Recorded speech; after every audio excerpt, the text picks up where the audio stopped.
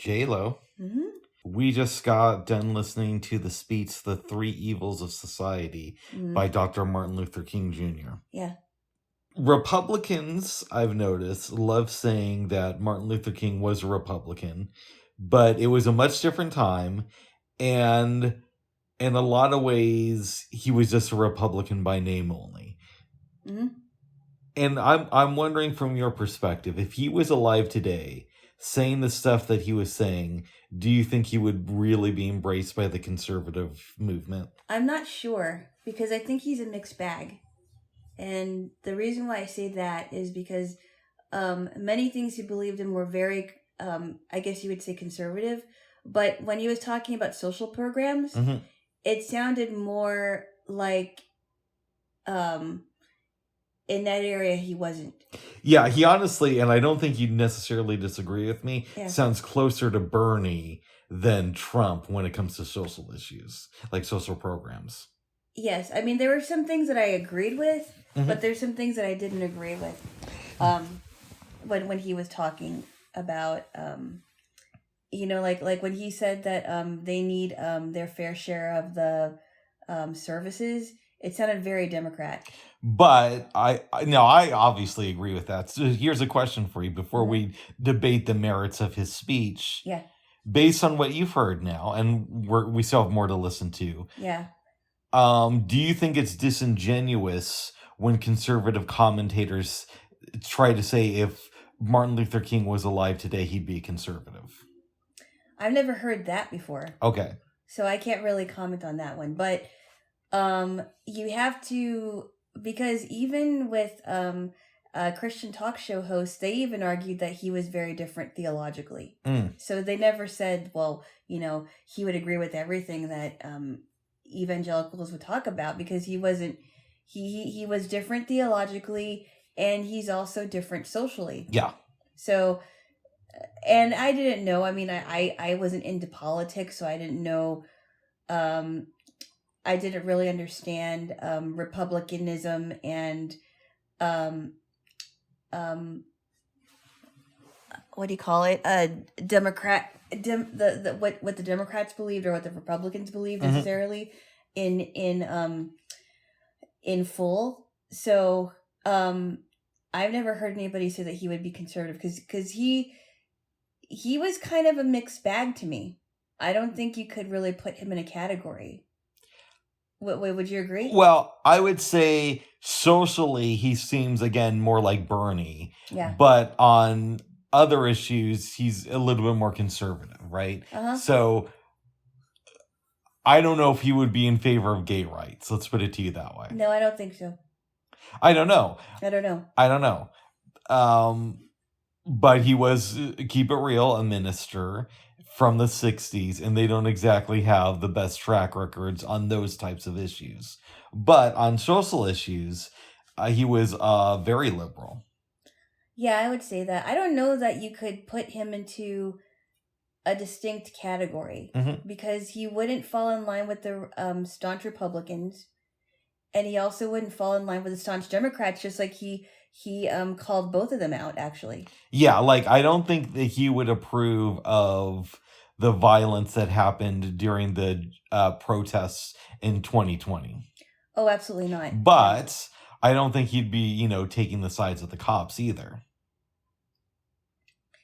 Yeah, he's a mixed bag. And I also liked, let me tell you something I did like. Tell me. When he was talking about the black man coming to America in chains, he also did not throw every white person under the bus.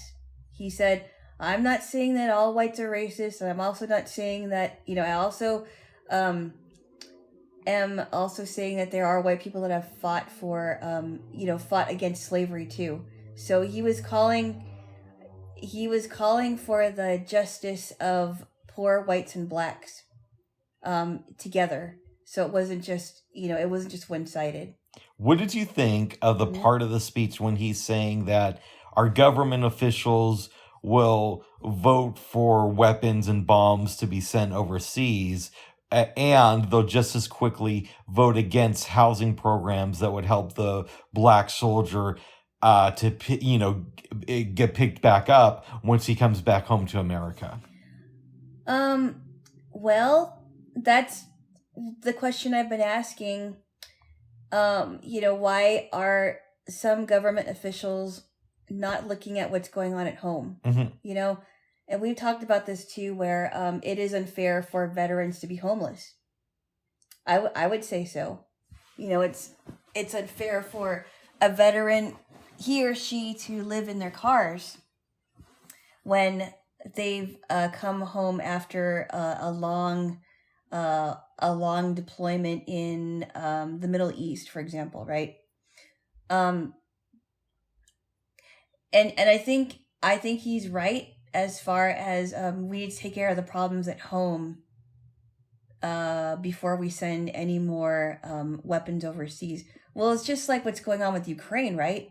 Yeah. We don't know where the money's going. We know that a lot of ammo has been shipped to Ukraine already, but there's a lot of stuff going on here that needs taken care of. I'm starting to have a lot more questions about Ukraine and this whole thing. And it's honestly, in some ways, it's a little bit embarrassing for me to say that because as somebody who was anti-war, you could make the argument, well, Rick, why were you in support of Ukraine at the beginning? Well, because they were attacked by Russia. But the more I look into it, the more I think to myself, there should be a couple of restrictions. I'm not saying that we shouldn't help out the people of Ukraine, but I'm saying there should be some restrictions. Well, I heard an interview with a man who did thank Americans for helping the Ukrainians.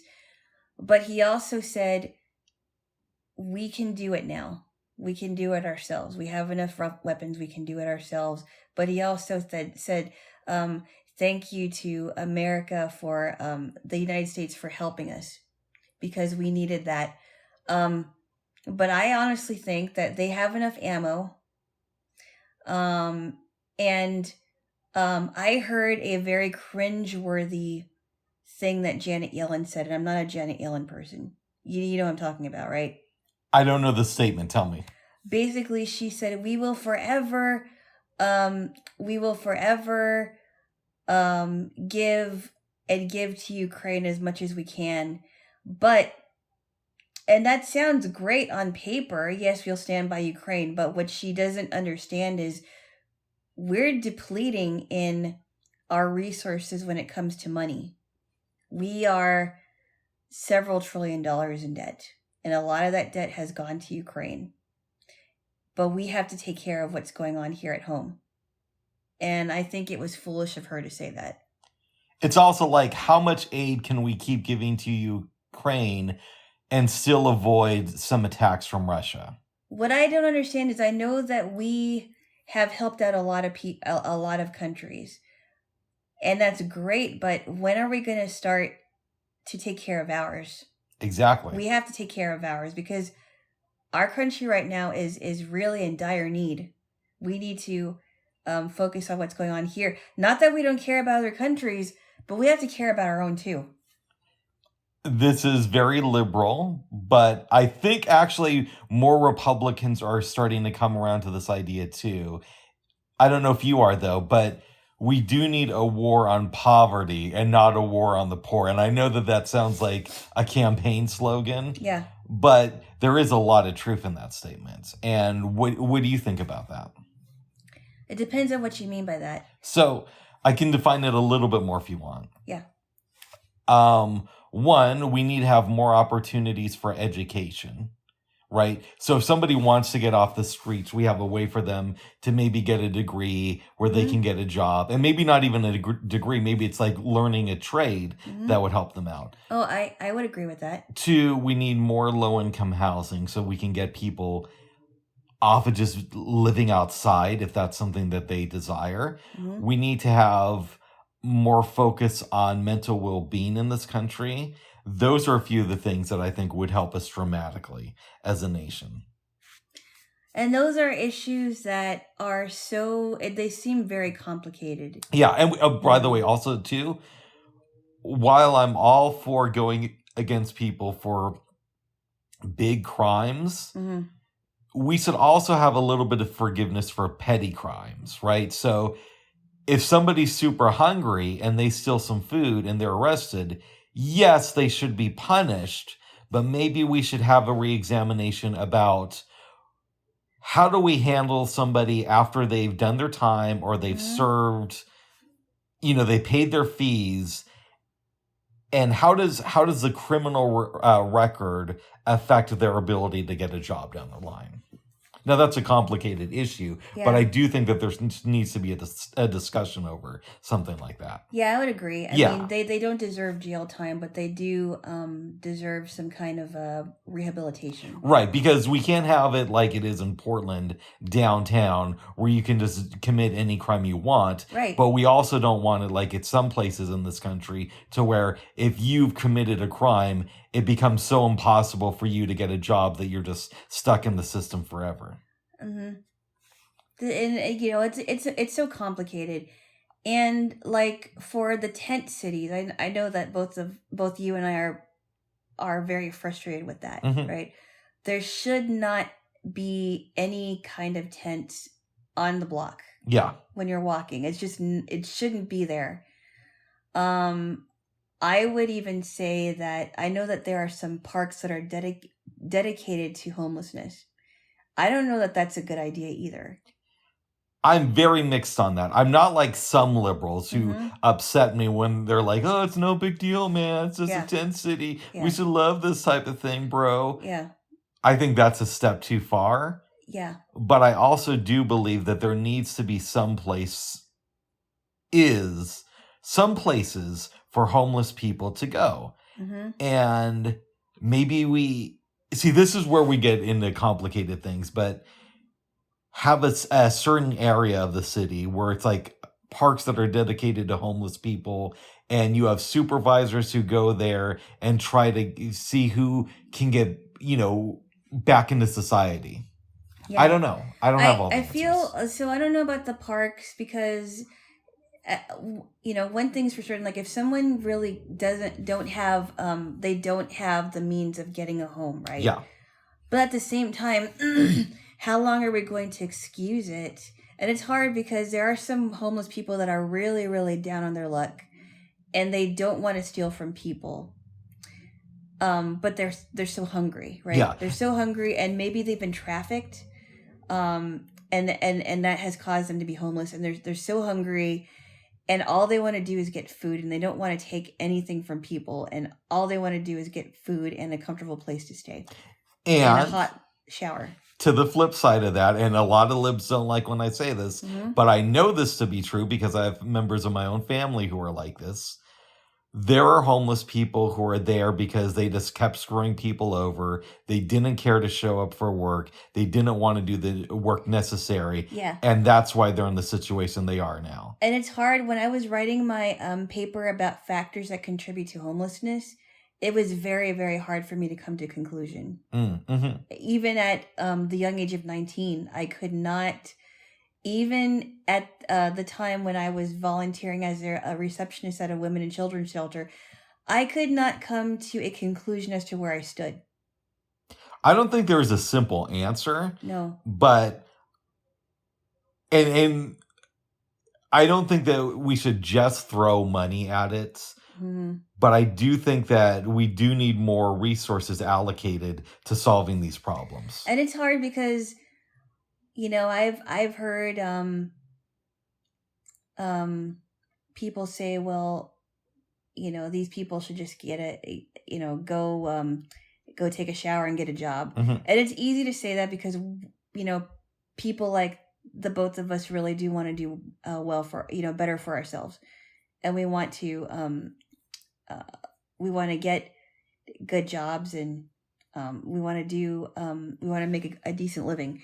But at some point it's like there are some homeless people that really can be interesting, but they don't know how to make the first step in getting out of that situation. And there's some people that really do want to be in that situation forever. And it's also like we're in a recession right now. Yeah, we are. A lot of jobs have been going away for a very, very, very long time.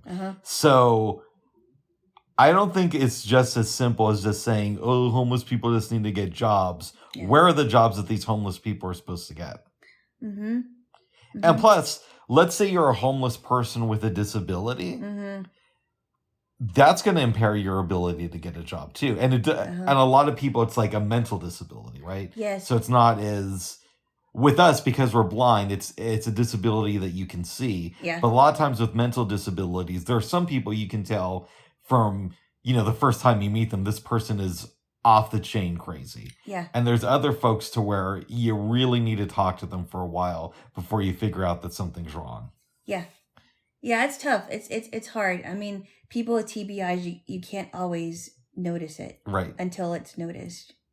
So it's hard. It's tough.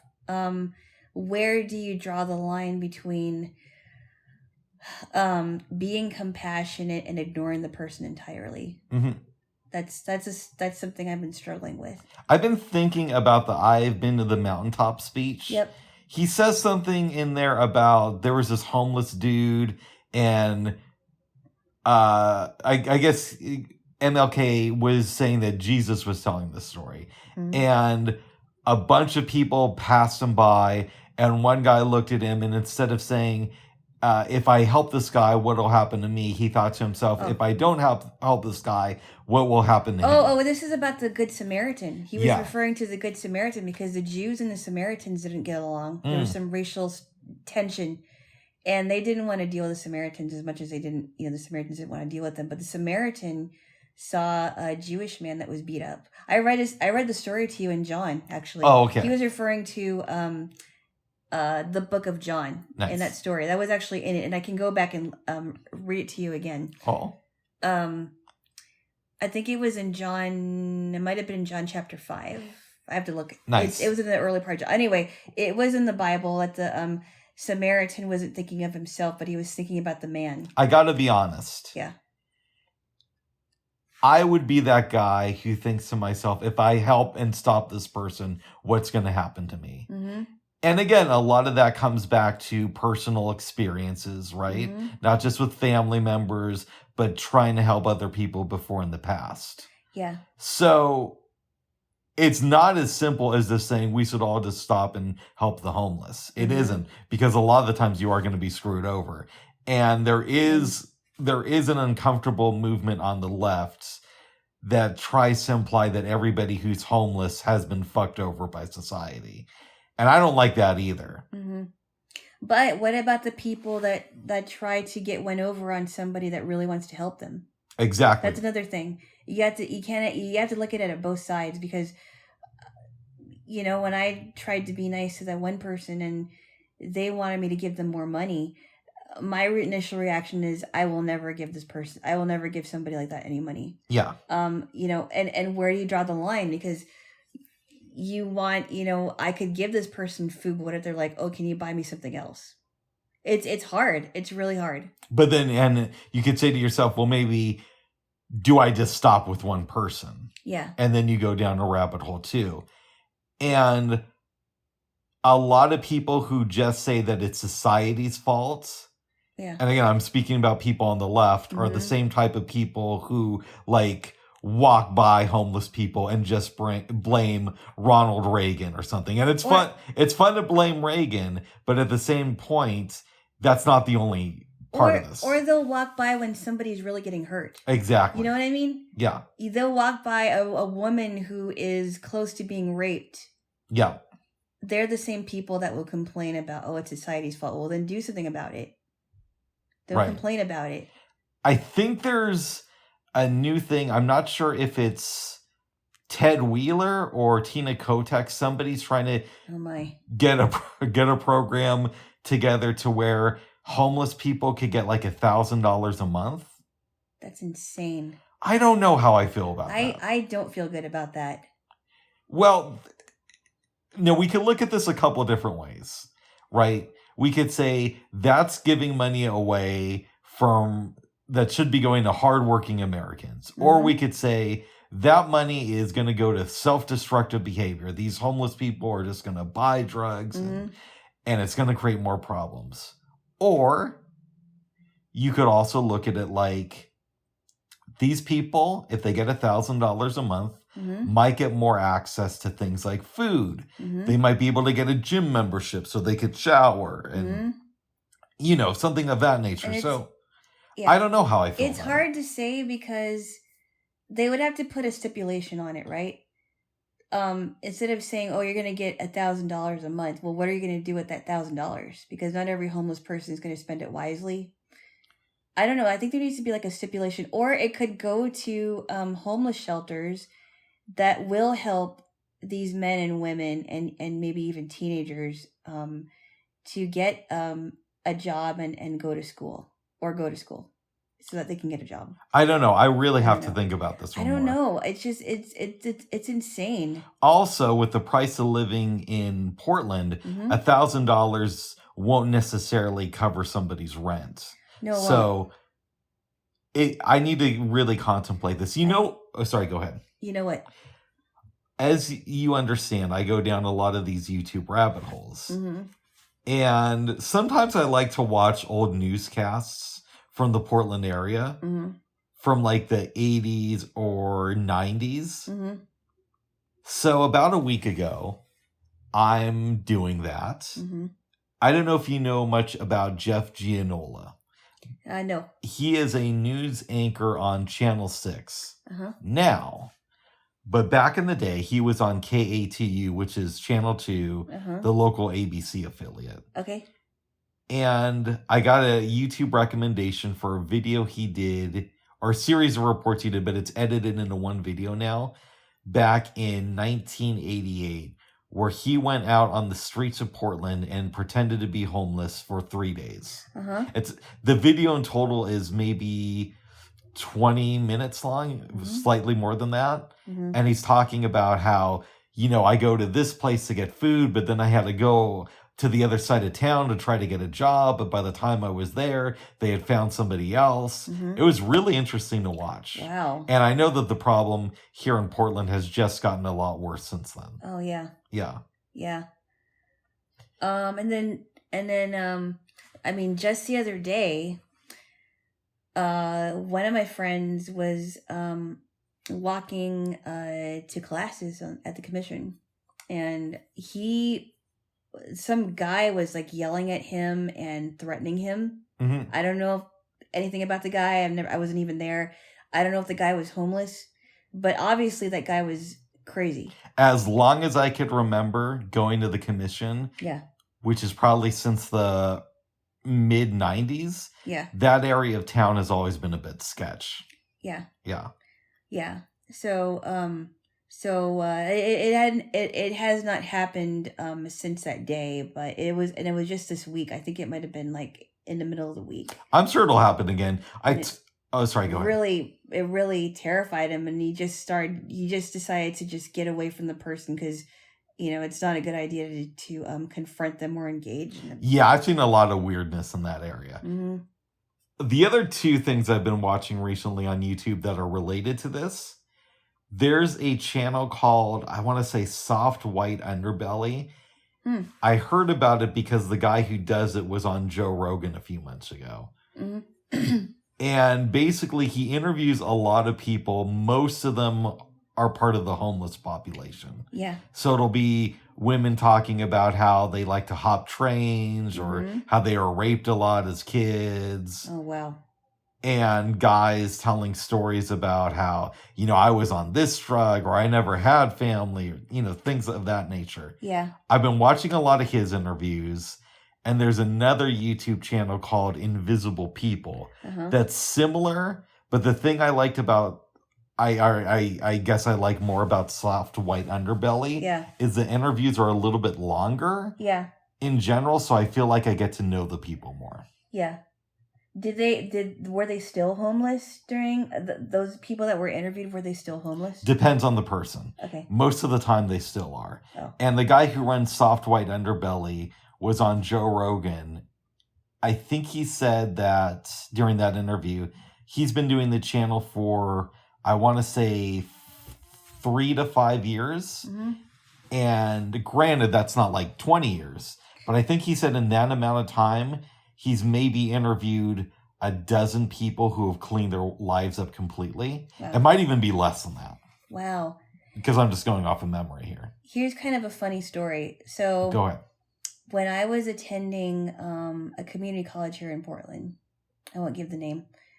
Why? Everybody could guess the name. Okay. But go ahead. Anyway, it was one of the campuses, Yes. and there was this guy that would come into the music building and go to sleep on one of the couches. They had this sitting area, and there was this guy that would come in, and I would hear snores coming from that guy. Well, I was in a class. It was I think it was like was it percussion training? It was it had to do with like music technology, I think it was. Anyway, somebody did a presentation of their music and they put the snorer in there. and it was for one of my classes, and it was like, oh, there's a snorer. There's a snorer. That was really funny. And the poor guy just wanted to sleep. I think he might have been on the streets. I never got to talk to him, but he was sleeping. Mm-hmm. Yeah. He just wanted a place to sleep, and it's like, oh, okay, somebody's sleeping. It's kind of odd. Yeah. And there was one guy, I think he was also homeless, but he just came into the building and he's like, yeah, I just want to listen to the music. Nice. It was great music. And he wasn't harmless. He wasn't harmful or anything. He just wanted to listen to music. Well, good. Yeah. What did you think in the speech we listened to today, where MLK is basically saying that, of course my mind just skips a beat. Yeah. Communism is a judgment of capitalism. That's probably one of the things that I would disagree with him on. Okay. Yeah. You don't have to elaborate, but you can if you want to. No, I don't think I need to. That's something I would disagree with him on. And I knew that I was going to disagree with him on some things, which is fine. Yeah. I agreed with him as far as racial equality between blacks and whites, how they should be getting along together, and there should not be any separation. I wonder though, because you know how there's this movement to kind of marginalize people by calling them people of color? Yes, I don't like that. Thank you. I don't. Well, I don't necessarily. Let me rephrase that. I don't have a problem with that if that's what that person wants to be called. But the term BIPOC feels like a more inclusive thing because you're putting everybody into one category. I would say it's in. I don't know. I think I would be. I think I would dare to say that it's more exclusive than inclusive. Or exclusive, rather. Yeah, I know what you mean. Yeah, I'm dyslexic. Babes. Okay, I kind of think that part is now making us go backwards when it comes to racial equality. I think in some ways, yeah. Yeah, and I don't think he would like that at all. And it makes me question, well, hey, wait a minute, that term colored, that was something that divided blacks from whites. Mm-hmm. Why now is it okay for there to be a BIPOC community? That's separating them from white people. And it often with these terms, it's not the community themselves who come up with it. So I know we always pick on white women because it's a lot of fun, but it wouldn't surprise me if the term BIPOC was created by a white woman. Yeah, and these same liberal white women, let's just keep it real, these same white women who are telling other white women how to act when it comes to minorities, they're the ones that are more privileged than those white women. Yeah, and it goes a lot of different ways, right? So obviously everybody knows you're more conservative and I'm super lib. And there are exceptions to every rule, right? So there are white women who grew up poor and who are part of the left and who are trying to do the right thing. But for real, if we're keeping it honest, there's a lot of women who had many opportunities in life because of maybe not just skin color, but also having parents of a certain financial level. So they weren't really in the struggle, but they want to tell other people how to behave. Yeah, And I don't. I that's don't. very problematic too. I don't like that at all, and it's all about, well, it's all about race this and race that, and it's like, well, I mean, if you're gonna tell people that, then you really should look at your privilege. Exactly. And I'm not talking about skin color. I'm talking about, like, where did you grow up, and why are you now telling other people that are the same color as you how to act? You don't have the right to do that, I don't think.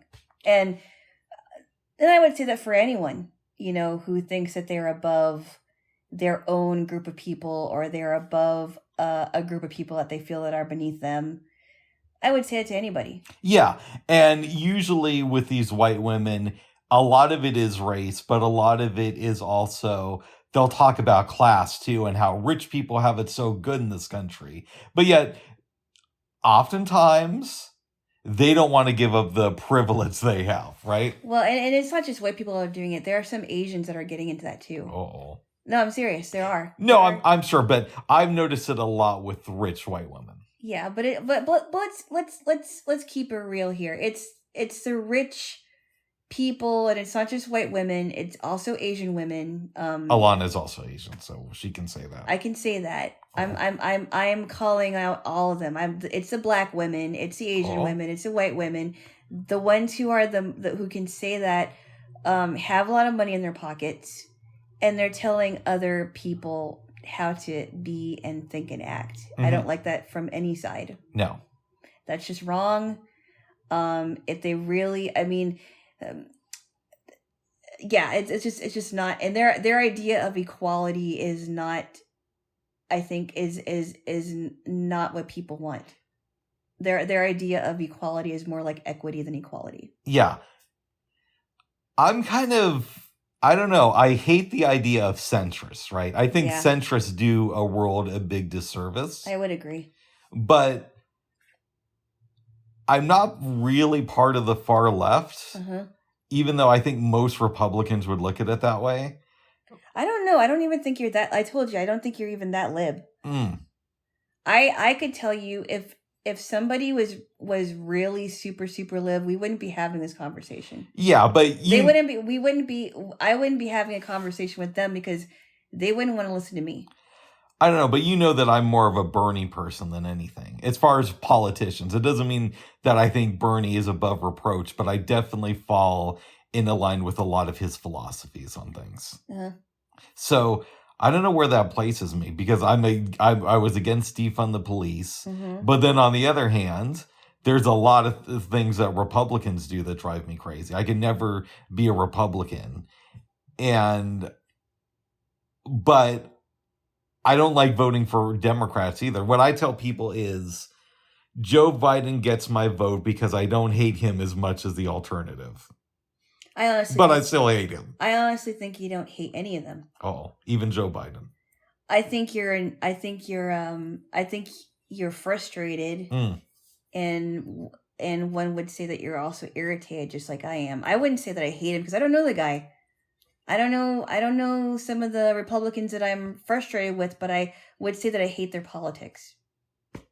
I separate the politics from the person. For me, it's very hard to do that with somebody who is in a position of power, like, let's say, Joe Biden or Trump or whoever you want to, whatever the name you want to associate to the evil of politics in this country. You can say you hate the person, but the person is just as much a human as you are, and they're just as much as flawed as you are. Now, am I saying that I'm okay with their flaws? No, of course not. But a lot of people focus on the personality rather than the politics, and I don't think that's right. They focus on personality and party, and not the politics. Interesting. Yeah. Yes. But I thought the speech was very powerful. Yeah. There were some things that I didn't agree with, but it wasn't like a huge disagreement. I kind of understood where he was coming from. But there were some things I just did not agree with. And there's some things I did agree with. It was kind of a mixed bag of things for me. I disagree with communism, but I do kind of get, hopefully, I understand Martin Luther King's point that what I think he was saying, and this is Rick's, arrogance of being born years after he died and, listening to this, but my own view of what I think he was trying to say is that our capitalist system is very, very diseased. And while communism isn't the cure to that, it was an attempt at a cure to that. And I think, if anything, equality over economics has probably only gotten worse since the times of MLK. So I do see capitalism it's gotten too out of control. And I've used the term late stage capitalism a lot, but I do feel that we're in that stage right now as a country. I don't know how sustainable this is. Here's what I think. I think that capitalism can be used for good. Once I've been learning about capitalism more, I feel like I am a capitalist, but I think because the big corporations are making it look so bad, I think that's why capitalism doesn't sound like an ideal for the left. I also think that capitalism can be used for good, where people can have several types of a certain item, and healthy competition when you're talking about like the fast food chain or the local burger joint that's down the street from you versus the burger joint that's maybe a couple blocks away. That's healthy. I think that's a healthy part of capitalism. There should be competition. Absolutely. And supply and demand. We've talked about supply and demand. I think it's very healthy. But when corporations are getting all the money and they're not thinking about their customers, that's when I really start to question stuff. It's not just their customers; it's the way that they screw over workers. Mm-hmm. Like Amazon. Yeah. Or like what is it? The Norfolk train company. The Norfolk Norfolk Southern, I think it's called. That's a train company. And those are two examples to pick on because they're all over the news. Yeah. But you could go down the list of companies that make record profits and yet have massive layoffs. Yeah, so I don't believe capitalism is all bad, and I honestly think that capitalism can be used for good if the people that are doing it are not so hungry for power. And I think where we disagree is, yes, capitalism is not all bad. I would consider myself a capitalist. However, having said that, while it's not all bad, it feels like in this country right now, it leans a lot more the direction of evil than in the direction of good. I think it's kind of like the justice system. There are parts of capitalism that are very corrupt and that are getting more corrupted, but I think it can be fixed. The justice system definitely is very corrupt, but I think it's possible that it can be fixed. It's possible, but it takes a lot of work. It takes a lot of work, but that's where the grease comes in. Yes. A lot of elbow grease. Yes. Meanwhile, babes. Yep. There is a smell going on here. It's not from here. I think it's from outside. I just hope that Norfolk isn't running any trains around this area. It doesn't smell like gas to me. It smells like, I don't know what it is. Poo-poo? No, I would say like weird hairspray. You go straight to poo-poo. No, it's not hairspray. Nice. My hairspray smells good. You smelled it before. No, but commercialized. The type that you buy in stores. I did buy this one in stores. Oh, I thought it was, what's that company you like? Melaleuca? No. I have a spray that is like I forgot what you call it, like a hair volumizer. Nice. That I don't use very much, but I also have a regular hairspray that I bought from the store. Well, Alana thinks it smells like poo-poo, and I think it smells like some sort of weird hairspray. No, it's not hairspray. I don't know what it is. It's just... It's weird. I don't know. I hope it's... Ugh. Well, the other day... Yes. Speaking of weird smells, I think somebody was making fish or cooking fish. I don't know what kind it was, but it was like... It smelled. I don't know. I thought it was from somewhere in my house, but I opened the door and somebody next door was cooking something, and I was like, ugh. And I like fish. I like, depending on the fish, what fish it is. But there are some fish where when you cook it, it really permeates. It does. And it's gross. Yes. Oh. But I don't know. Well, good. Good. Yeah. Good. Yes, good. Babes. Mm-hmm. I've been doing some reading. Yes. Well, and listening. I've been experiencing books. Mm-hmm. We go to bed last night, and I had checked out a book called Hustle Harder by Curtis Jackson, a.k.a. 50 Cents. Mm-hmm. And he does the audiobook, which is why I wanted that version of it. Mm-hmm. I'm listening to it for a little bit, then I go to bed. This morning, I was having some heartburn. I woke up, get out of bed, get something to drink, come back in here, and put on the book again. And he's talking, giving all these examples. Like, some of the interesting stuff in the book was he, has investments in a lot of different companies, like some liquor companies. So he's talking about how, at least this is Rick's interpretation, like sometimes you'll see him, drinking a bottle of alcohol or something at a party. And he says what he typically does is he'll go to a nightclub, he'll pour drinks for everybody, and then 50 will pull aside one of his assistants and say, put some ginger ale in this my bottle. And then he'll walk around the club all night just chugging it. And people will think he's, inhaling a lot of alcohol. They don't know any better. Like I'm guessing a ginger ale looks clear on the bottle. Yes. And they will know it's ginger ale. Yeah. He also talks about even if he goes to sleep at 3 a.m, he'll get up for a 5 a.m. workout. Wow. And according to 50, he has gym memberships to 2 places that are close to his apartment just so he can switch it up. Mm-hmm.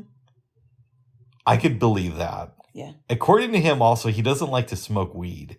And that much. Yeah. And because he's a rapper and he knows people like Snoop and, all of them. I'm really surprised because when you said that, he said something like, you can't do that when you're in business. Yeah, he said that, like, if he's in charge of something like a party and he has a joint, he'll be all paranoid about all the things that could be going on at the party that might have repercussions in the future. It sounds to me like he knows his limits, which is good. I mean, you don't hear about a lot of rappers that know their limits. I was surprised, too. He was saying that, he said he compared himself to Nas, and he's like, Nas is more lyrical than me. Biggie was funnier. Mm-hmm. And I was just assuming that he would think of himself as the best rapper ever. But hearing him say that Nas is more lyrical, one, it's true. Mm-hmm. But to hear him say that, it's like, oh, I'm surprised you would be honest about that. That's really cool. And I'm not really a 50 person. I'm not really into the hip hop stuff. I like some of 50 stuff. Mean, some of 50 stuff is okay. Like, yeah. Get Rich or Die Trying, I thought was good. I like the first G-Unit album. I like some of the early mixtapes. Mm-hmm. I haven't been really keeping track of his recent stuff. Yeah. But I like it. It's refreshing to know that he's willing to be honest with his readers and say, hey, I don't really like this and I'm not really into that, but I'll do this to make it look like I'm with everybody when I'm not. I'm glad he's not the kind of person that will just follow the crowd. He also talked about how sometimes he'll take a picture from his apartment or from the beach and post it on Instagram and say, I'm just enjoying life and having a great vacation. And he says the words are fake, but the sentiment is true. So he says that sometimes I'll go on vacation and I can chill out in the sauna for the first day. But after that, I'm always back to my grind. Uh-huh. And he says the first thing he always packs is his laptop because he wants to get some work done. Oh, good. That's really cool. That is really cool. Like, okay, I like taking a vacation, but then I'm back to work again. And he also talked about how he made a movie and had to completely change his diet for it to change the way his body worked. Mm-hmm. And the movie ended up going like straight to home video. Wow. But he said it was worth it because of the experience of doing that. Wow. What movie was that? I forgot the name of it. Wow. But he liked the experience of it, is what you're saying. Well, the experience, the work experience. The work experience. Yeah. Wow. It's super interesting. Wow. Huh. And he mentions Robert Greene a lot because they collaborated on a book together called The 50th Law. Mm-hmm. And as you know, I'm a huge Robert Greene fan. Yeah. The other thing 50 said that was honest in relation to this was he talked about how he loved the 48 Laws of Power, but he really only remembers the first one, Never Outshine the Master.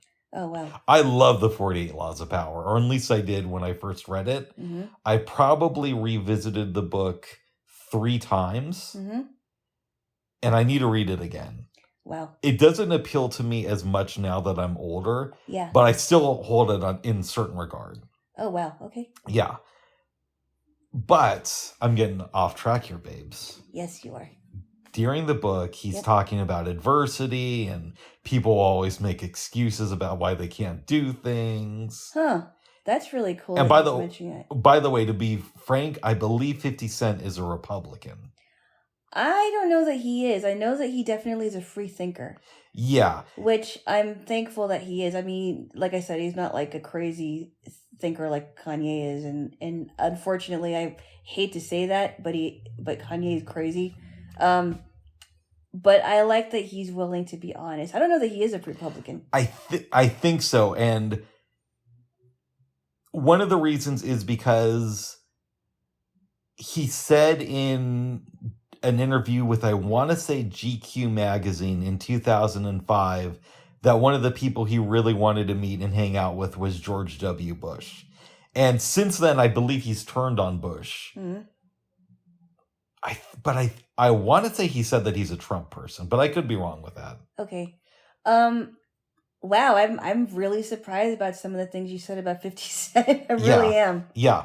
Yeah. But he gives an example of, you can't just whine about things. So he talks about a guy named Isaac Wright. Mm-hmm. Isaac Wright was convicted of being a drug kingpin in the early 90s and given a life sentence. So what did Isaac Wright do? He studied the law.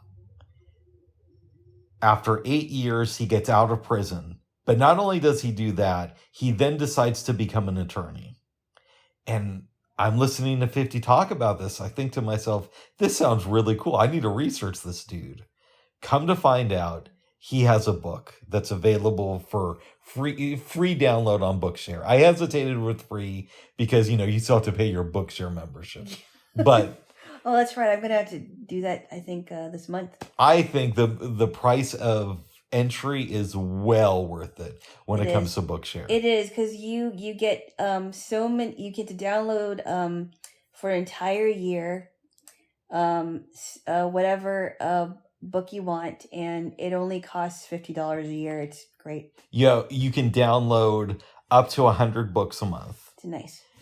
And it's not every book you want, because there's not every book you want, because sometimes the books aren't even there. But you have a lot of options. A lot of options. And just between you and me, I have a friend who gave his password to somebody else, and that person was not me. Yeah. I'm not the friend hiding his, saying I have a friend, but I'm also not the person who he gave his password to. Yeah. But he gave his password to somebody we both know, and that person quickly downloaded 100 books. Oh, geez. But my buddy who gave the password out said that they just sent him a warning, and he was still able to download books. Wow. So, but anyways, I'm getting off topic again, babes. Yeah, you are. So I go to Bookshare and I get Isaac Wright's book, which I think is called Marked for Life. This is around 6:30 this morning. No, I woke up around 6:30. This must have been around 7:45. Mm-hmm. Downloaded the book, start reading it. It's really good so far. I may be halfway through it. Mm-hmm. He was basically this innocent guy who was kind of in the music industry in 1989. He drops a friend off to meet somebody. The friend comes back to the car, throws a bag of cocaine in the car. These cops come by, arrest Isaac. He goes to prison. And he's not a criminal guy. He was like a military kid, right? But they decide to make it look like Isaac is this huge drug kingpin, which is, we know that because I said the 50 said that. And he eventually gets life in jail. But to give you the type of people he was associating with, his wife was a member of some group called the Cover Girls. Yeah, and I know who they are. I've heard them on the radio quite a bit in the 80s. Yeah, I think 90s. Her name was Sunshine. Yeah, yeah. I'm not familiar with their music, but Alana knew who they were, as we've established. Yes. They try to make a case against this guy. And he starts reading. He eventually gets a job at the prison library, which means that he devotes most of his time to researching the law. Where I'm at the book, he just got convicted and sentenced to life in prison. I'm glad I know how the story ends roughly. Yeah. I want to see him take revenge on the prosecutor because the DA sounds like a complete asshole. Like he was just trying to set up this Isaac guy for no reason. Oh, wow. Yeah. How do you feel about this? That's interesting. I like that part when you told me that he became a lawyer in 2 years.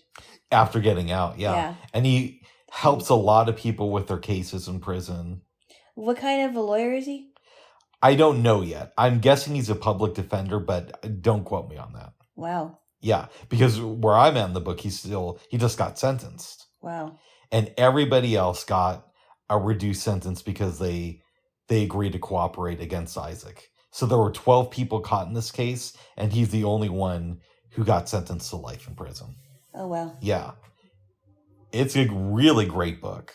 Yeah, I would imagine it is. Yeah. And for real, yeah, I'm against defund the police. But that doesn't mean that we don't need justice reform in this country. Yeah, there's a lot of bad apples. There are bad apples in the criminal justice system and also on the police force. So absolutely. They have to be weeded out. Yeah. We do need to know who these bad apples are, and we also need to know about the people that just want to do their jobs. We need major reform.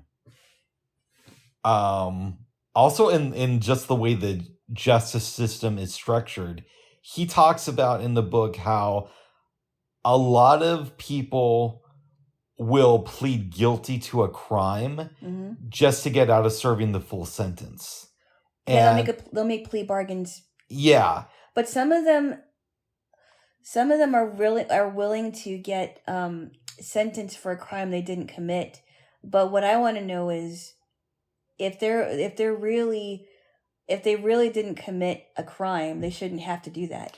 They shouldn't have to do that, but a lot of the times they feel pressure to. And there's a lot of evidence that you can't really give in court. So, I don't understand. This is what I don't understand. Like, what is the difference between admissible evidence and inadmissible evidence? Because there are some court cases that said they wouldn't even show this in court because they said it was inadmissible. But if I were them, if I was like a judge, I would say this should definitely be in court. Well, it varies from place to place, and I imagine from judge to judge as well. But for example, in his case, they bugged his car for a couple months before the whole, thing went down and he was arrested. And they had audio experts who said that this evidence was tampered with, like conversations were edited together. And he wasn't allowed to use that evidence in court of the testimony from the audio expert. The judge said you can't use this in court, right? And that to me is kind of weird. I know. I don't understand that. Especially if there's evidence against somebody. That's actual evidence. Why would that not be against somebody, or to show that somebody's innocent? Like, yeah, to show that. Well, even if to show that somebody's innocent, or to show that somebody's guilty. Like, one of the things that's really got me rethinking the death penalty is the Innocence Project. Yeah. I'm still for the death penalty, but I also want to know what goes into um proving that somebody actually did do the crime. Mm-hmm. Because yes, there are people that were sentenced to death row that should not have been there. But I'm still for the death penalty. As long as there's enough evidence to convict somebody of that. Yeah, and in this book, Mm-hmm. I know we're going all over the place. Yeah, we are. But Isaac talks about how there's people that he didn't even really know who testified that he was a drug kingpin and said that he got them to sell big amounts of drugs for him. Yeah, you know what it reminds me of almost? What's that? The Salem witch trials. Yeah, in some ways, right? Because there were some people that were accused of being witches because somebody said, "I saw this person with the devil." Mm-hmm. But there was no, I mean, when I read that play, The Crucible, there was no exact evidence. They just said, "I saw this person with the devil. I saw this person making a sacrifice." We still have the Salem witch trials today, except you can't say in our country that somebody is a witch or a warlock. Mm-hmm. You can say that they sell something that they didn't sell because it scares people. Or you could say, that they're for something that they're not, or it just takes a different form. Yeah. You didn't read The Crucible, have you? No, I never have. It's a great book. It's a great play. You really should read it. I might have to. I did not see the movie. You told me it wasn't great. I did not. But like the play is great. The play is great. By the way, they've officially, or I guess it's official now, that Tom Sizemore is dead. When did he die? Sometime yesterday, because last night, as we're getting ready for bed, I check on the BBC website and it said that he had passed away. Oh. Yep. But he was having some health issues too before this, right? I don't know about before last weekend. Yeah. I just know that that's when he had the brain embolism. Aneurysm. And which he said. Yeah. And that they were basically preparing the family that it was an end of life thing. Wow. Yes. That's very sad. Yeah. But brain aneurysms, like if you don't get them right away, they will kill you for sure. I don't want one of those. Well, I want one of those if it kills me immediately. But I don't want one of those if it means I have to go into hospice care. One of my friends who lost her husband 2 years before she died, she suffered a brain aneurysm, and she was alive for a while. But she was able to go right after they took her off of life support. Did I tell you about that kid at my school who died of a brain aneurysm? No. I think you might have, but I don't remember. I'll make this super quick. This was 1993. I'm living in Sandy, Oregon. Mm-hmm. And I don't know, I'm like 4th grade. We come in one day and I'm not going to say the kid's name, even though he's dead. Well, you're almost in 5th grade though, right? Yeah, I was almost in 5th grade, but I was in 4th grade. Mm-hmm. But we go to school one morning and they say so-and-so died last night. He was around our age, but he was having this weird headache and they found out it was a brain aneurysm. Wow. Yeah. I don't know. Tell me if I mention this here. I think I might not have or whatever. So I love the way you speak, babes. I may not have. Okay, go ahead. But I don't remember. You're making fun of me again, both. No. Tell your story, babes. So, I went to college with this girl that I was doing a project with.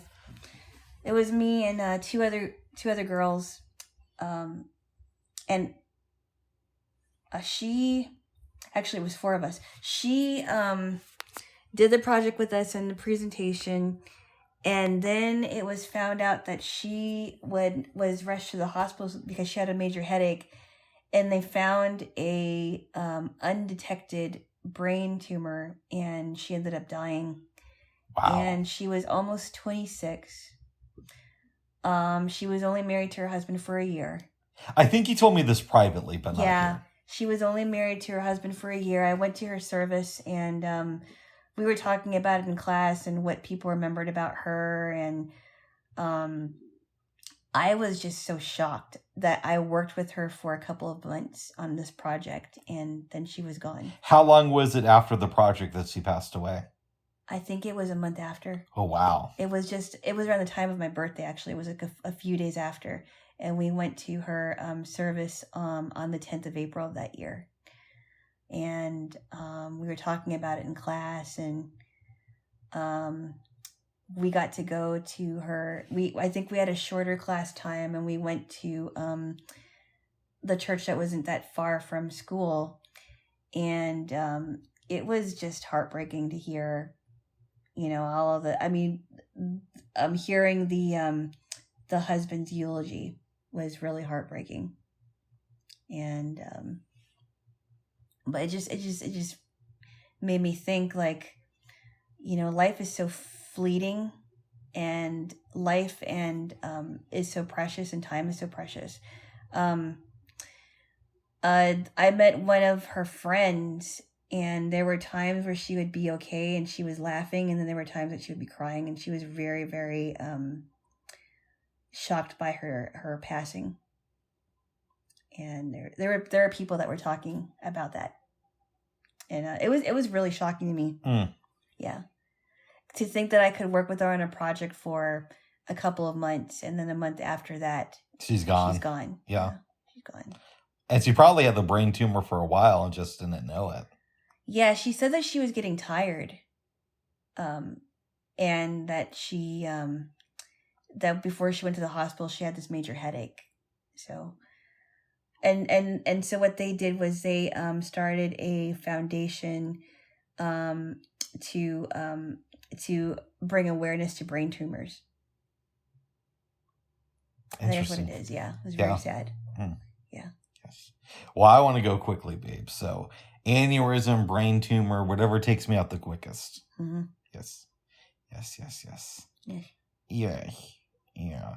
And then you can do what you want with the body. And we'll I'll bury it just like I'm supposed to. Let's talk about something a little bit lighter, because I don't want to talk about morbid stuff.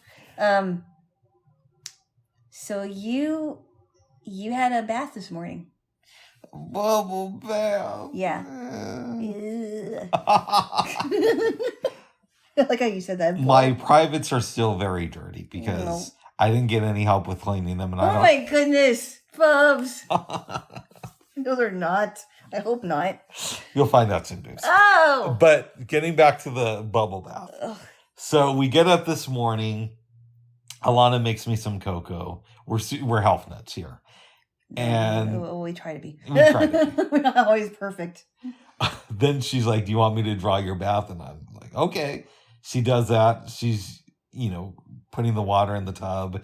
And I'm skeeved out by this because I'm thinking I'm going to be in the same water as my asshole. And that's going to be weird. And all this type of stuff. But then I start thinking to myself, I could look at it like that. Or I could say to myself, I've gone in hot tubs before, and my asshole is in the same water as the rest of my body, and everybody else's. Yeah. It's the difference is that you're in a private, you're in somebody else's bathtub. Exactly. And you're trusting that this person does keep it clean, and I do. Also, I've gone skinny dipping before. You did? Not a lot, but I have. I don't think I would do that, but okay. But you did. Was it cold water? The few times I've gone, once it was cold. A few times it was cold, actually. Okay. I don't make a habit out of it, but I've gone skinny dipping before. Okay. Right? And also, so a girl is putting water in a bath for me, so I could pretend that this is a hot tub and I'm going in a hot tub. I could psych myself out that way, and that's what I did. Mm-hmm. I go in the bath. I put in a little bit more hot water because I like it super hot. Mm-hmm. And I just soaked in there for like 10 minutes. Not all day, but a little bit. Mm-hmm. Now, I get up and Alana says, wash yourself off with a cup, right? Mm-hmm. So I'm assuming you mean put water in a cup, throw water over myself, and repeat. Yeah, repeat, yeah. But I couldn't find your soap because sometimes you have it liquid. This time you have it in bar form. Yeah. So what I did was I took some of your shampoo, I poured it in there, put some water, mixed it up, and poured it over myself. Yeah, and I told and you. repeated. And I told you that I do have I do have a soap, and it's in the dish. But you told me that after I got out. Yeah, because I didn't know what you were doing. You know, I didn't go in there. Yeah. That's why my privates are still dirty. I'm sure they're not. Gross. Bubs. What? Gross. Ugh. Maybe that's what we'll call this episode. That's what my privates are still dirty. No. No, please don't call it that. Okay. So okay.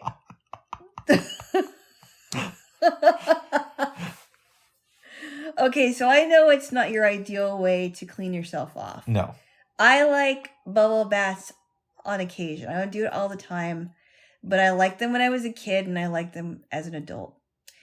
And the reason why I like this particular bath, and what I used was a bath oil, and I put the same thing in your bath. Okay.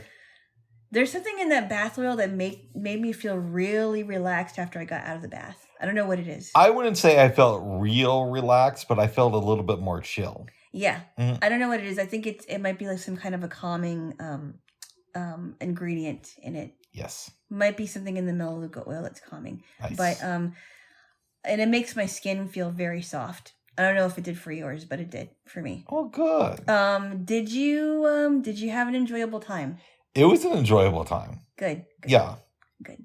Now that you are thinking about it more like have thought about it more like a hot tub. Hot tub. Maybe tomorrow I'll take in that bottle of wine we have left and drink it in the bath. Oh my goodness. I had an ex-girlfriend, babes, and I know we're not allowed to talk about ex-girlfriends because of Jaylo cancel culture. No, I just don't feel comfortable, Bob. But she told me that like one of her go-to things was to fill up a tub of hot water and bring in a bottle of wine. Oh, wow. Yeah. I think we should use it in a recipe. Okay. Something like that. I don't know. Yeah. Oh, goodness. But it was all right. Yeah. Nice. Oh, good. Yeah. And I enjoyed mine. It was very nice. I wasn't soaking for too long because I wanted to get cleaned up. Yeah. Sometimes I'll soak in there for like 20 to 30 minutes. Nice. But if I'm in a hurry, I'll soak in there for maybe 10 to 15 minutes, whichever it is. Mm-hmm. Or I don't even time it. I'll just be like, no, I'll just soak in here for. I wasn't soaking for too long today. But it felt good. Well, good. Good. I'm glad to hear that there, Jaylo. I know some women like drinking wine and eating chocolate in their tubs, and I'm like, how do you do that? I don't know if I'd eat chocolate, but maybe a glass of wine. I wish the sides of the tub were a little bit wider, though. Yeah. That's the thing. You might drop it in there. To get wine all over my privates. If I can't wait for you, maybe I'll try to do something with the bottle. Oh. That was a joke, babes. Wow. You know that there's got to be a guy who got his dick stuck in a wine bottle before. Something who stupid tried like doing that. something like that in the tub. I'm sure that's something very stupid. Did we? Have you seen that movie Priscilla, Queen of the Desert? No. I saw it once as a kid, and it wasn't really my jam, but there is a scene that has always stuck with me. Yeah.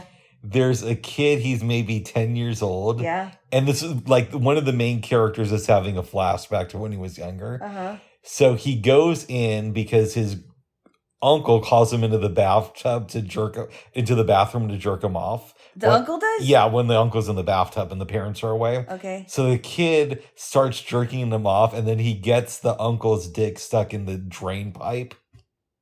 And you know or I don't know if that's what they call it, but where they drain the water out of the bathtub. Yeah, that's the drain. The drain. He gets his uncle's dick stuck in the drain. How did that happen? Was it really long? I forget because I saw the movie in like '94. It was something. Yeah, that was a good way for him to get out of it. Yeah. Wow. Did he get in trouble for it? I think they fast forward and everybody's laughing at this story, if I remember correctly. What is the premise of this movie? I don't even remember the premise. It's like a bunch of drag queens out in the desert. What? Okay. Again, I saw it like close to 30 years ago. Wow. Yeah. Okay. Yeah. And when did this come out? I think like 93, and I saw it the next year. Oh, wow. Yes. Really? Mm-hmm. Okay. But sounds like a pretty disgusting uncle, though. that scene did make me laugh pretty hard. Oh, it did? Yeah. And then the little boy ran out of the bathroom after that? I don't think so. We don't need to do that, I'm not going to do anything with the wine bottle, but I'm sure some people have done stuff like that. No, I don't think that's a good idea. No. Yeah. Yeah. Not a good idea. Yeah. Because my the sides of my bathtub are not wide. So that's another thing. Gotta be careful about. We gotta be careful there, Jaylo. Oh, yeah. Yeah. You gotta be careful there, babu. Well, good.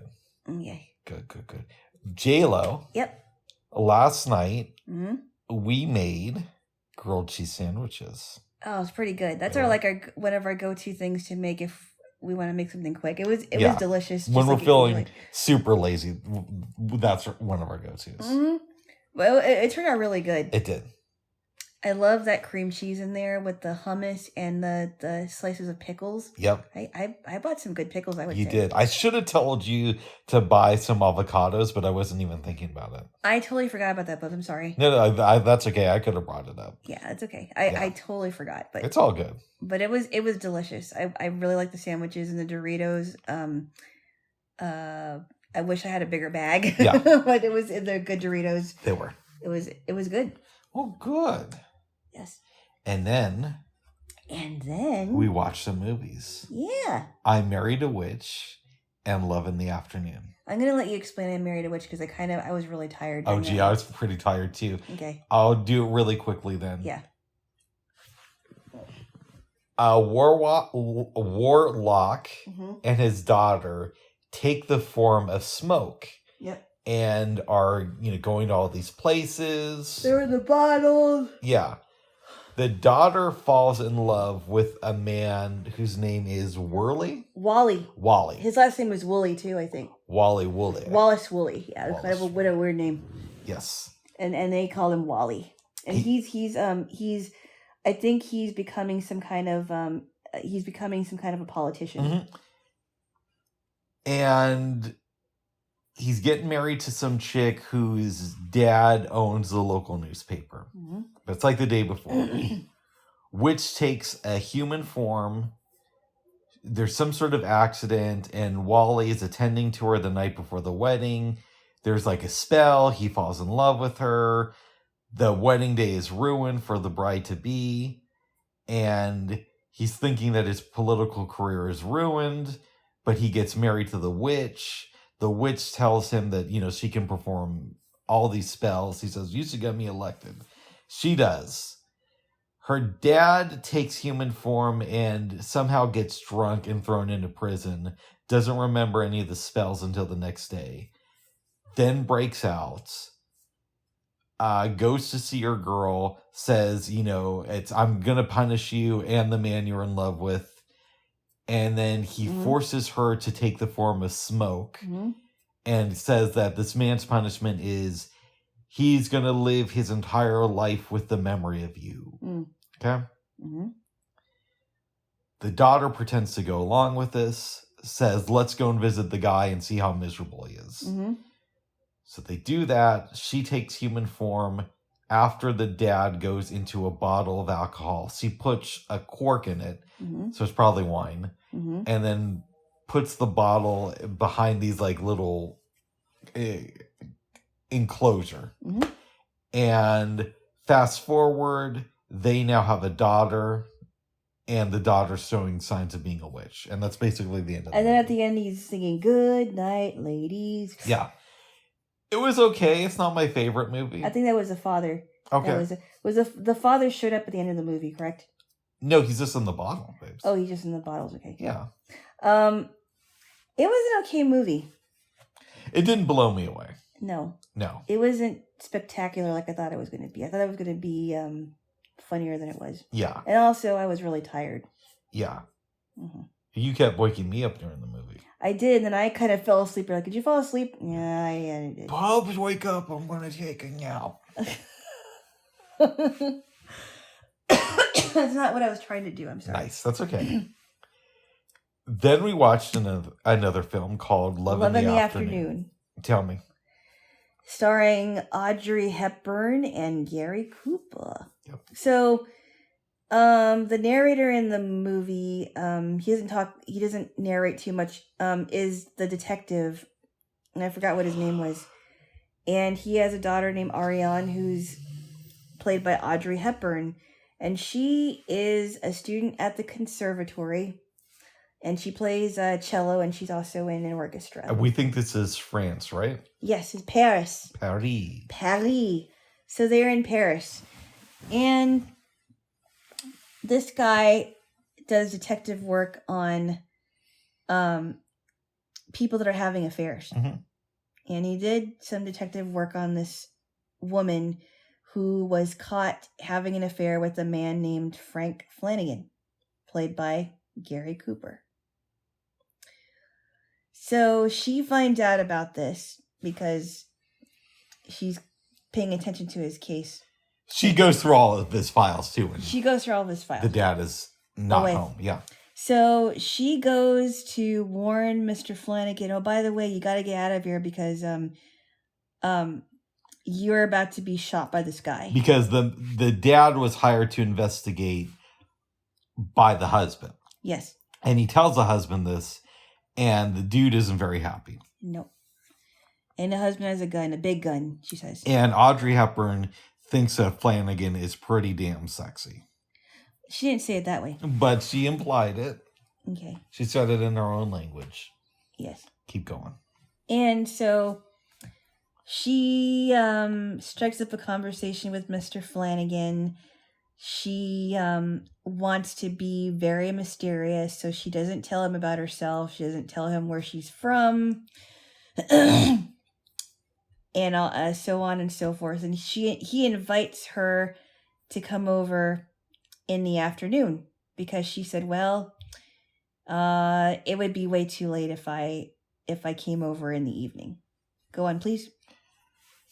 She goes over, they have a good time, and Frank has to leave on business. We don't know when he's going to be back, but we know that he's going to return to Paris at some point. Mm-hmm. Life goes on for her. She keeps playing music. Eventually, he returns.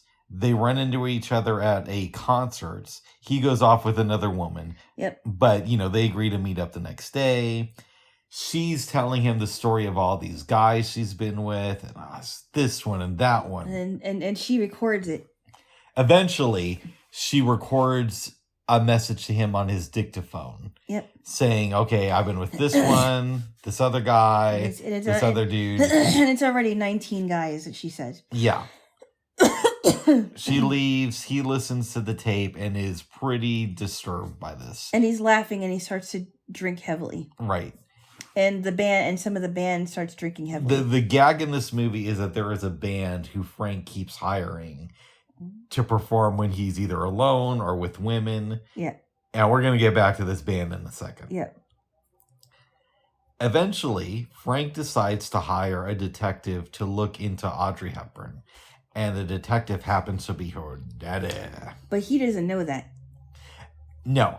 He doesn't know that yet. The dad puts it together pretty quickly, comes over to Frank's hotel room later that day and says, you can't be with this woman. She hasn't really been with 19 guys. And she's very young. And eventually he confesses that Audrey Hepburn is his daughter and leaves. But didn't he also say, well, give her he said give her a chance to grow up. Yeah. That's what I said. Okay. Not in those words. Yeah. Audrey Hepburn comes over.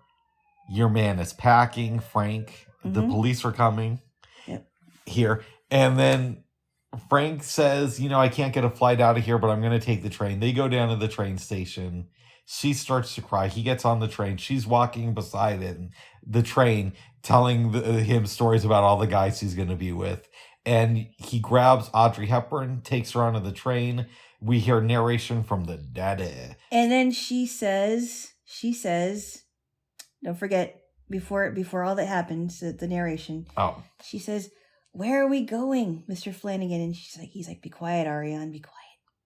I don't think we necessarily needed to have that little part in there. I know, but the dad's shocked though when this is happening. Okay. We find out that they got married, and then the movie ends. Yep.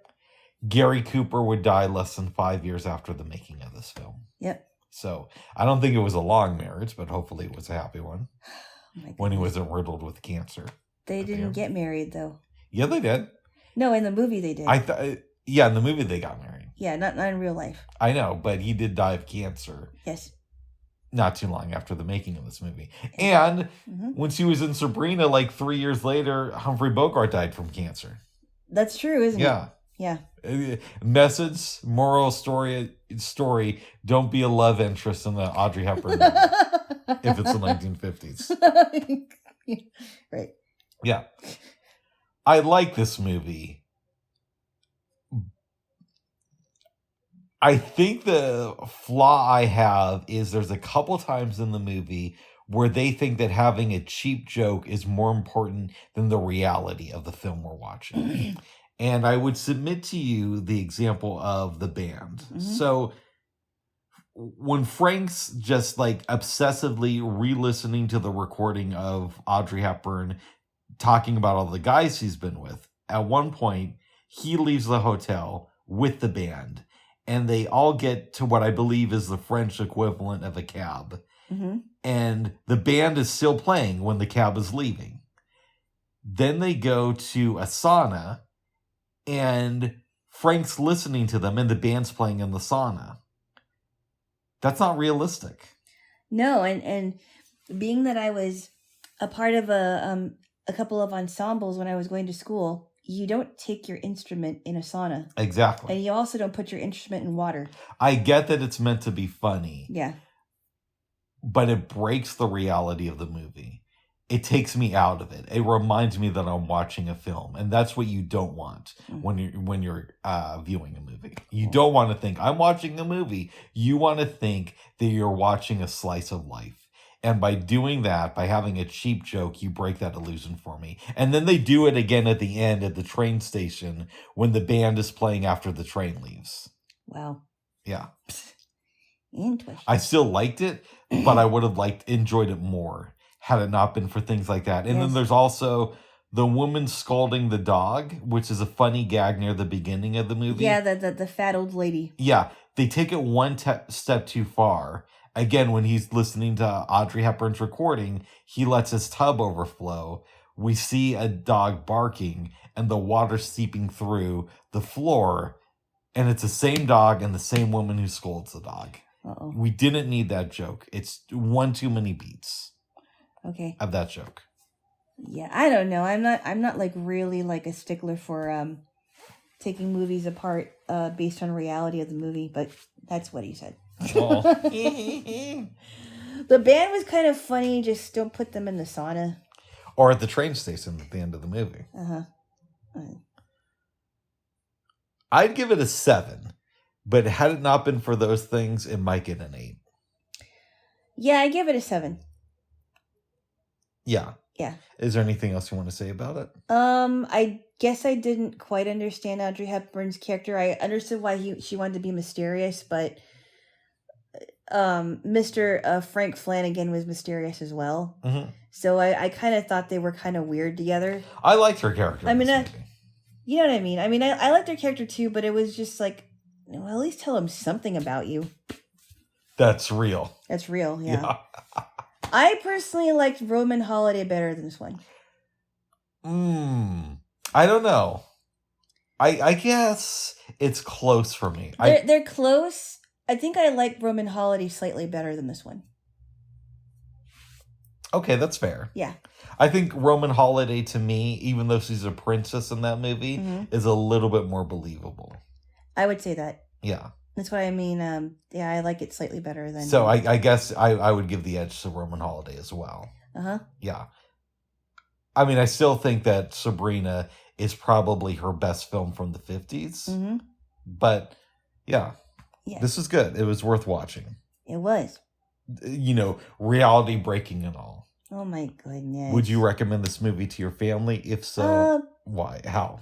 I would. I mean, I think that Audrey Hepburn is very good in this movie. Mm-hmm. I also thought that the detective was good. I don't know who plays him, and I also like Gary Cooper. Yeah. Yeah. Have we got there, Jaylo? Yes. Well, babes. Yeah. Is there anything else you want to talk about? No, but I'm thinking about getting a snack. Oh, in that case, we need to wrap this up. Come Okay. on. It's been long enough already. The people don't want to hear us talk Oh all my day. goodness. Some people like it more than others. Some people like it more than others. I mean, I could hear it all Especially when it's spicy. Spicy. Hi, Jaylo. Unless there's anything else you have to say? No. All right. Bye-bye. Bye-bye. Bye.